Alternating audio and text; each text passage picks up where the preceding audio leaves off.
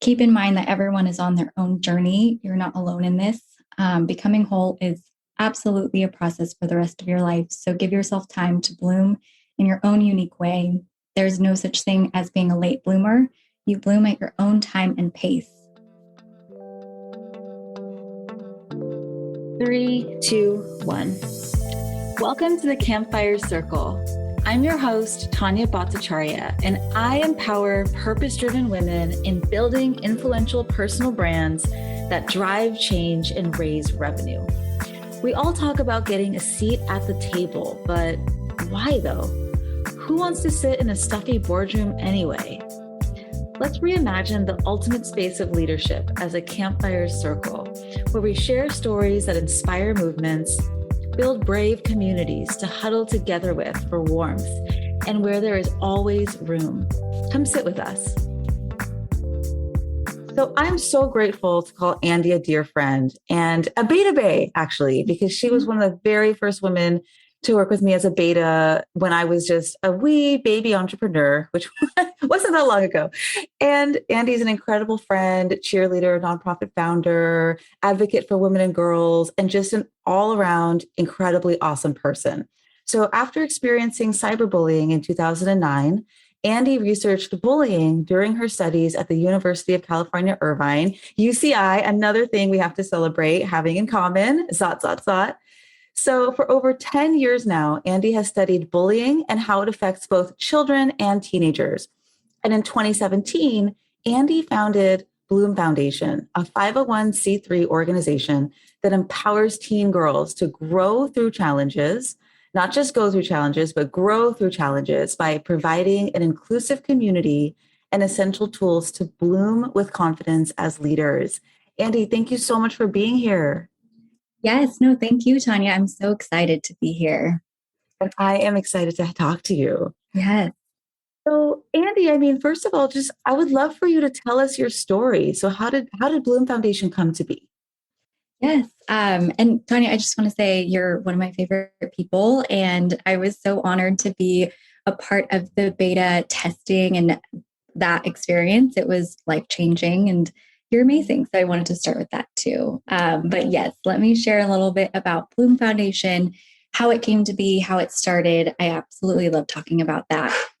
So, well, when I was in sixth grade in middle school, that was when I first experienced cyberbullying. And it's kind of when bullying was just, or cyberbullying was just starting because we had dial-up internet at the time. And I remember someone creating a username, Andi's a loser, and just like posting really mean things about my clothes, what I was wearing, even though I was wearing like limited 2 at the time. I don't know. Actually, no, my style wasn't the best. But anyways, they were so mean. And then I felt pretty isolated and I didn't know what to do during that time. And then I kind of tried my best to kind of navigate it, but it was difficult. And then it happened again later on in life, and it was meaner. People, again, were online saying things about me, and just it was very hurtful. I think I was learning my own, like who I was and my identity, and the comments were just really mean and online to where everyone can see. So they called me really bad names, said I looked like a raccoon digging in the trash. Like it was hard. And then, yeah, I felt really isolated during that time and kind of went in a mini quarantine for myself, like watched a lot of Twilight and ate ice cream. Like I just isolated myself a little bit. And then I remember hearing a quote back then, though, that said, they tried to bury us, but they didn't know that we're seeds. And that quote just really stuck with me. And I felt like after hearing that, wanting to take the experience of being bullied and feeling buried and try my best to rise above and grow from it. And then I just started going down that path and learning a lot of lessons on what it means to bounce forward, learning about resilience. And then I started creating kind of this idea of what I needed when I was younger. And then felt really called to create Bloom Foundation as a program to help those who are going through bullying and challenges at a young age without having that safe and supportive community around them. And then also knowing the resources on how to help help them grow through it, like you said. So that's kind of how, like, the backstory of Bloom Foundation, and then how I decided to start it and why.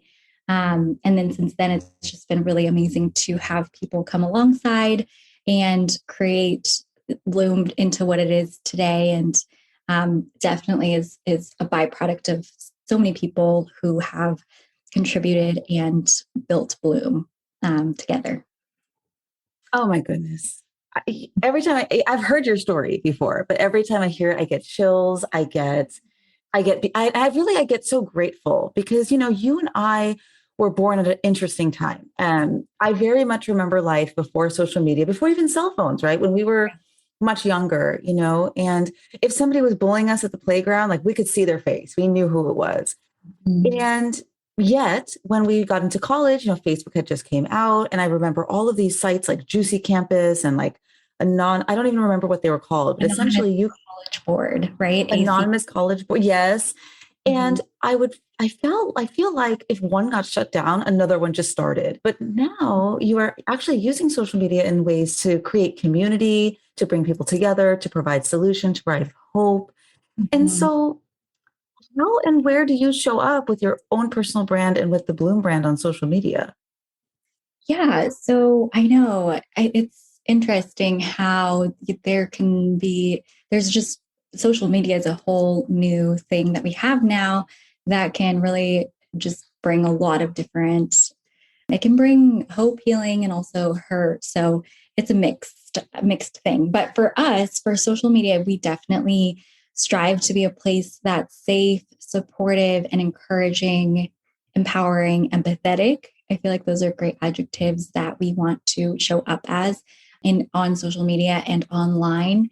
And it has been that way. We've strived to have every post reflect that. I have a team that helps with it. Carissa, she is amazing. She'll post really great things on our social media. And then we have support from our teen ambassadors. But yeah, I think, we know that a lot of teenagers are online and they're seeing a lot of different things, but we hope that when they come to either the Bloom Instagram or we're building an online community, that they will feel like this is a safe space to share and also process and navigate things together. And we've even had like a pen pal program within our ambassador program. So they'll actually take it from offline and write letters to each other from Georgia to New Jersey. That's been fun.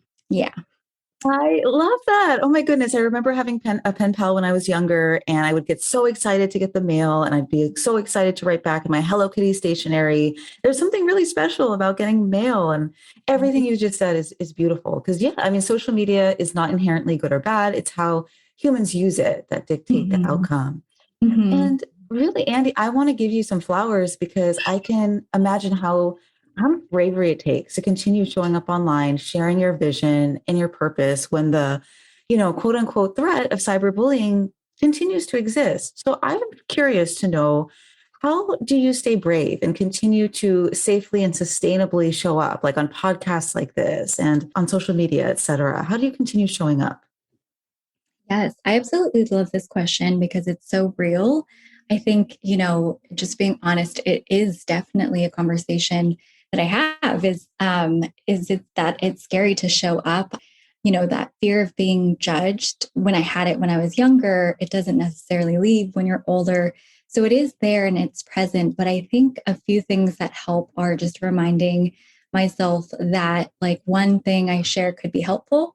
And I don't know, who that might be or if it is, but if I have the courage to share that, maybe someone else could connect with it or identify with that, and it can change their lives in a better way. That's super motivating and a reason for me to push through the fear and to post or to share and to use my voice. And then I would say courage is such a muscle that we just have to keep trying and exercising and doing it in small ways so that it eventually builds up to be more of a habit. So I just encourage myself to go for it. Like, even for this podcast, I was definitely a little nervous, but I think once I say yes and I commit and then I show up, then I get braver for the next one.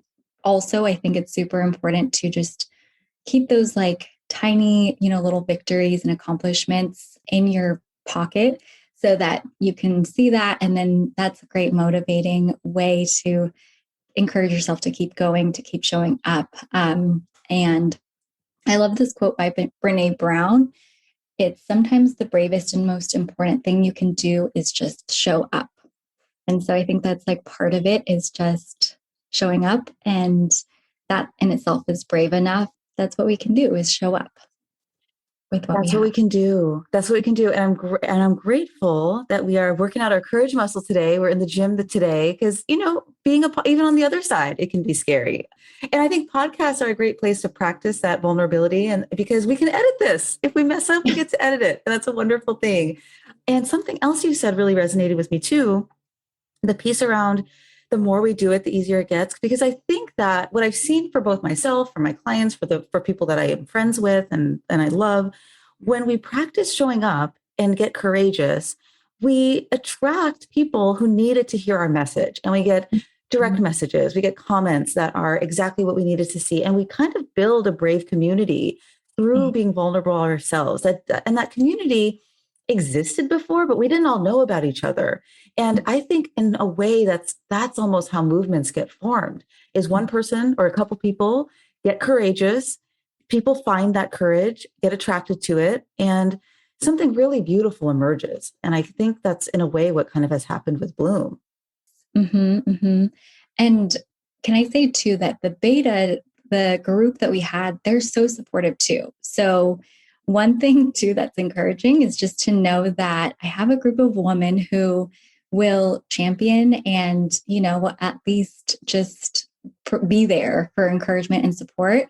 And I think having those people in the arena with you is really helpful. And I think, Tanya, you kind of coached us on this is like showing up on social media or showing up and sharing our story. And that is one thing. And I think we all did that, but then having that support and that collective just group behind you has made a huge difference too, and has made me feel stronger and supported. And like you were saying too, that is the heart of Bloom too, is that you'll feel that as well. But I think that's a big part of it too, that I wanted to add. Absolutely. Having your campfire circle, making sure you've got your squad that has your back. It's so important. Thank you for naming that. So you shared a quote you love by Brene Brown. I would also like to share a quote I love by Brene Brown, who I feel is like our fairy godmother in so many ways. I share this quote all the time, and it is, one day you will tell the story of what you went through, and it will become somebody else's survival guide. And I truly think that's what you're doing, And so when you work with your community, young girls, teenagers, and those that care about them, how do you share your own story with them? Yeah, so that is the first piece of it. I think, when we go to a new group of students, they don't know who we are, who I am. The first thing and the first page in the book is my story. So it's in there. We read it together. It's what I shared with you too in the beginning of this podcast. And I'm immediately vulnerable and share just my experience. And then I think it's so important to have that in the beginning because it does build trust, and it makes me a little bit more than you immediately go deeper too beyond like the surface. And I think sometimes with social media, you get like that surface look. But when we share our story, we're really going deeper. And it can be a little disarming, I think, at first to share your story and then also encourage other people to share theirs. I think it's something maybe we're not used to doing in like day-to-day life, but it is like the very first thing we'll do in Bloom. And then we encourage the girls then to write their story, and they take some time to like think about it, write it down, and then we bookmark the stories at like the beginning of the 8-week program and then at the end. And we do see that the first time they're writing their story, it can be kind of difficult, or, again, it's not something that they're used to doing. Then it's really cool to see when they revisit it and they write their story at the end, they can see the growth. And it's a great way to indicate kind of that growth and the change that we often see within the 8-week program. But it is very important and critical to kind of the program is sharing my story, sharing the facilitator's story, and then also encouraging the girls to think about their story. Wow. What's striking me is how generative stories can be. So when the girls share their story in the beginning, I can imagine what that story is probably like and how different that story is at the end, and how probably rooted in courage, resiliency, empathy for themselves, self-compassion, love, forgiveness, all of these things, like that is probably what's coming up in the second story for them. And as a result, if that's their story at the end, that's how their life is going to be. That's how they're going to relate to other people. That's how they're going to advocate for themselves through those ways. And I just want to name too, in terms of you sharing your story, I have found that in working with a lot of nonprofit founders and executive directors who have lived experience in the space that they work in, so many tend to hide it away a little bit, or like dull it down or not share it, because there's a part of them that worries they'll be pitied or that it makes them less credible somehow. But really, like you said, I think it's the opposite. It builds trust. It helps people go deeper, helps people build that human to human relationship, which is really what we need as change makers, because we're trying to change the world here. We're not trying to do something small. Right, right. Yeah.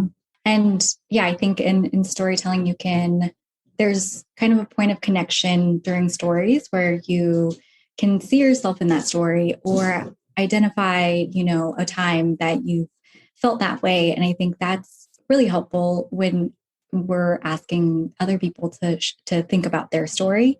It's a great starting point for them to, again, like then self-reflect. But yeah, I think it does lead to oftentimes connection and like self-reflection. Hey, if anything you're hearing today inspires you to get more visible as a go-to trusted voice for your audience and drive change towards your deeper mission, I've got something for you. LinkedIn is my favorite place to share my stories and build relationships with my co-conspirators and brand new friends.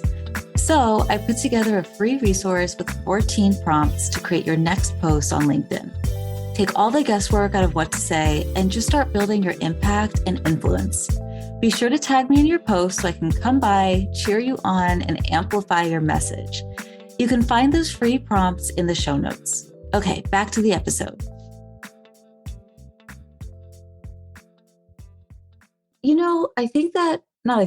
I know there are so many grown people. I was going to say grown women, but it's people in general who were bullied or had other traumatic interactions when they were younger. And even now, even though we're adults, we react from that same hurt space as if it was that hurt, seventh grader who is reacting. So I'm super curious. You have an 8-week program. Are there any pieces or tools from your 8-week program that you think could be applicable to anybody who's listening, who can kind of relate to this having this hurt inner child? We've done trainings with educators and we walk through the program, and they like the common thing we hear back is, oh my goodness, I wish I had this when I was younger.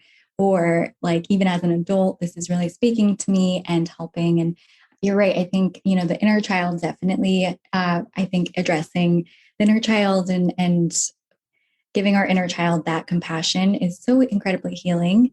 And then also as adults, we do face different situations, and the curriculum is built out in stages of growing. So we have the first one is about like being buried. And so it could be, intense because we're thinking about and addressing those negative things that have been said about us.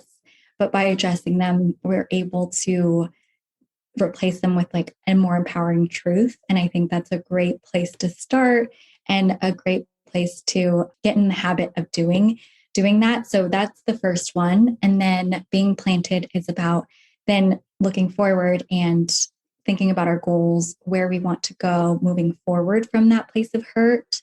And then rising and budding is about coping skills, things we can do that are creative or, ways to help give us self-care, which again, like that's something we can all use more of, especially during this kind of COVID time. And then spreading seeds is about choosing kindness, even if you're not receiving kindness. Being watered is about worthiness. our worth. And Brene Brown, she's amazing at this. So there's some quotes in there from Brene, but it's all about embracing your worth and who you are as a human. And then growing strong is about empathy and forgiveness and compassion. And then becoming rooted is about turning your hurt into purpose. And then Hello Bloom is just the conclusion and wrap up and revisiting your story and how you've grown.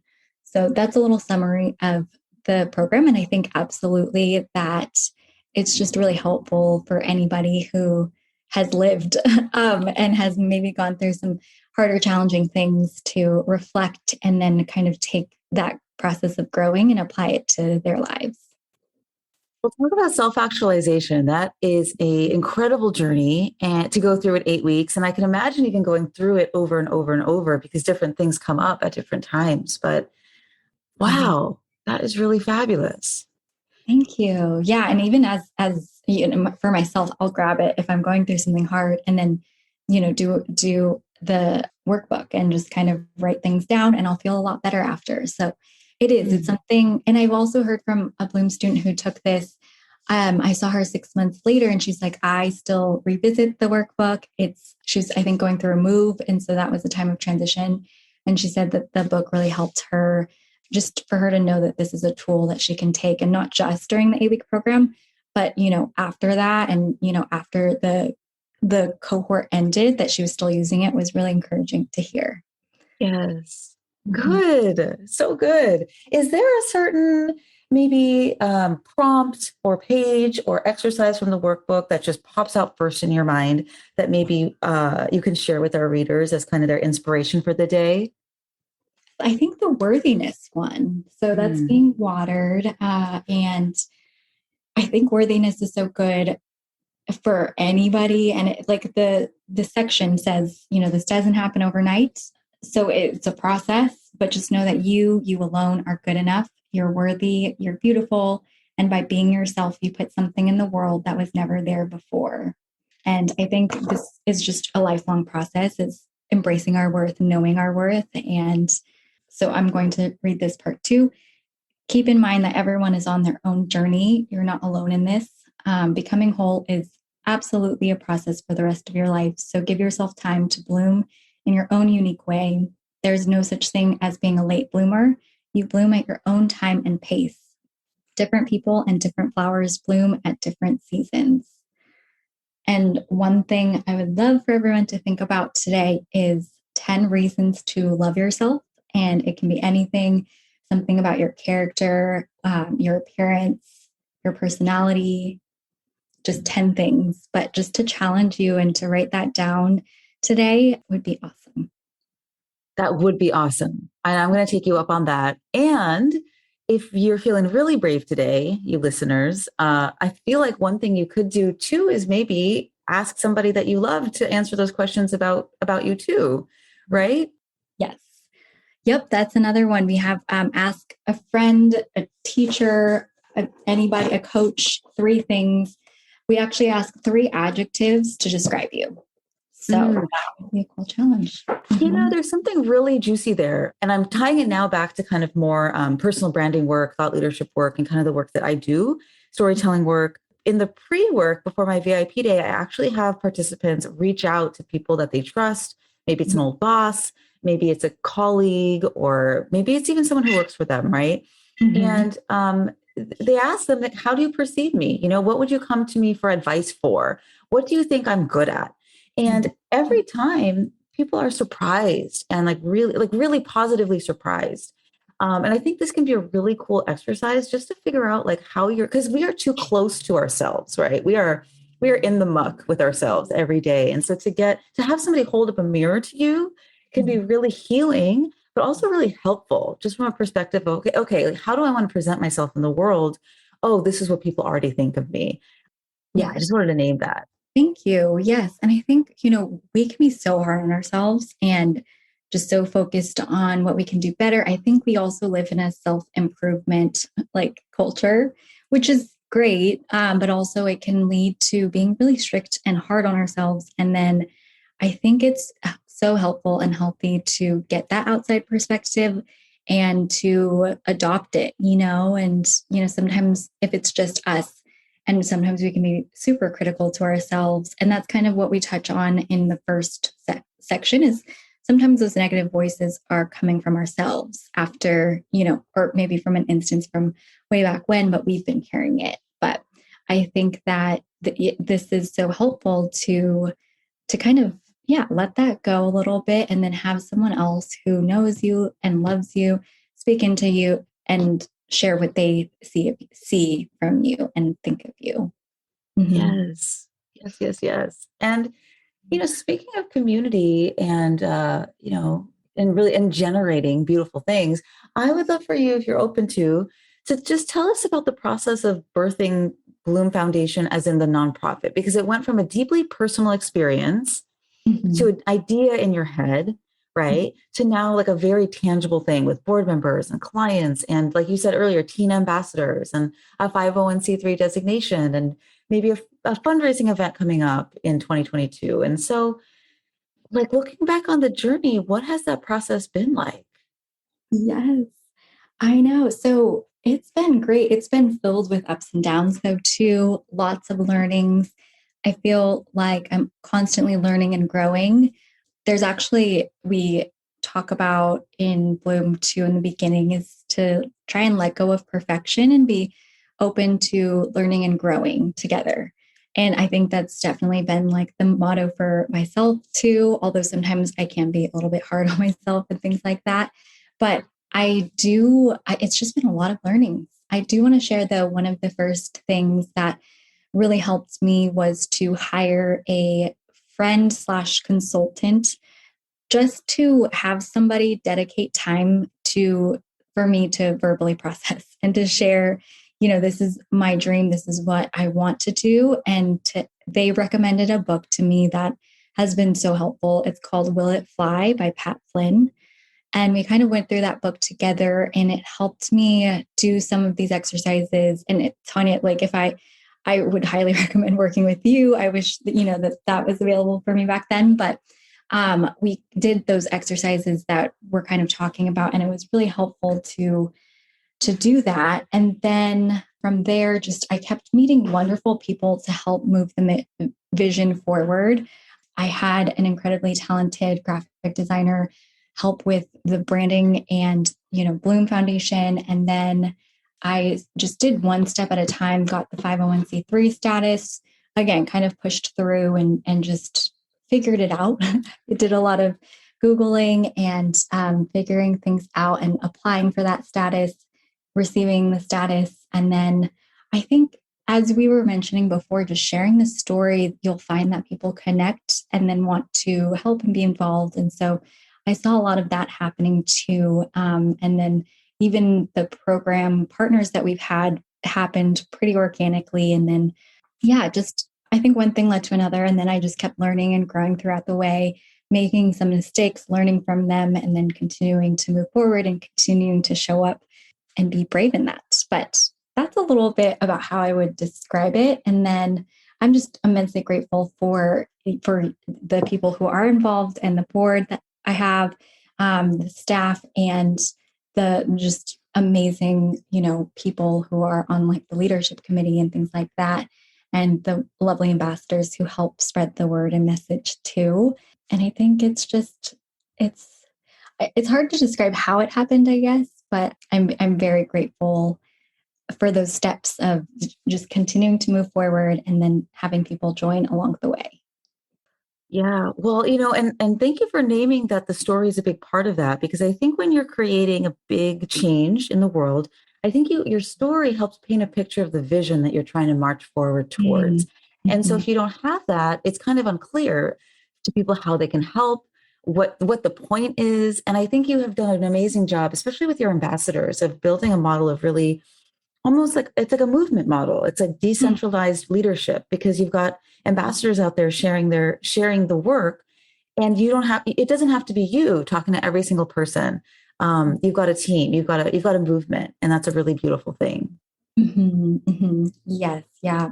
And I think there's something about the mission that I think can connect with everybody. As we are mentioning, the lessons, they're transferable. And I think the mission and wanting this is like connects with a lot of people and kind of sparks that within them. And it's super cool to see the mission move forward in that way and connect with so many people. Mm-hmm. Well, as we wrap up, I'd love for you to tell us, like, how can we find you? How can people get involved? How can they find you online? What is the next step for people?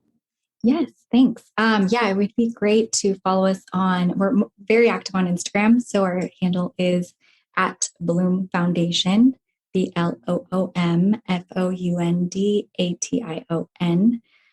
You can also send us an email, info@hellobloom.org, and then also visit our website, hellobloom.org.